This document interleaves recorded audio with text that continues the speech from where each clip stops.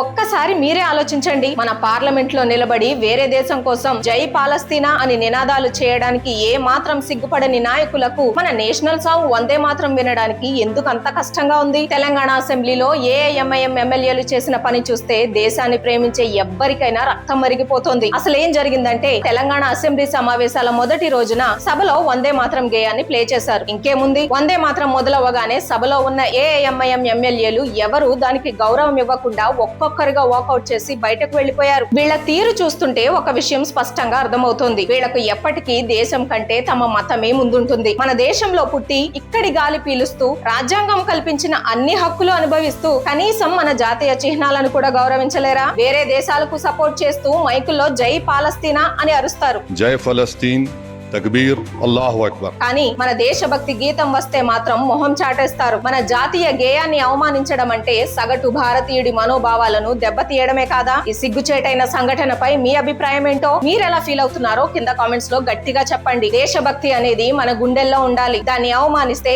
ఎవరైనా ప్రశ్నించాలి అని మీరు నమ్మితే ఈ వీడియోను లైక్ చేసి ప్రతి ఒక్కరికి చేరేలా షేర్ చేయండి. జై హింద్.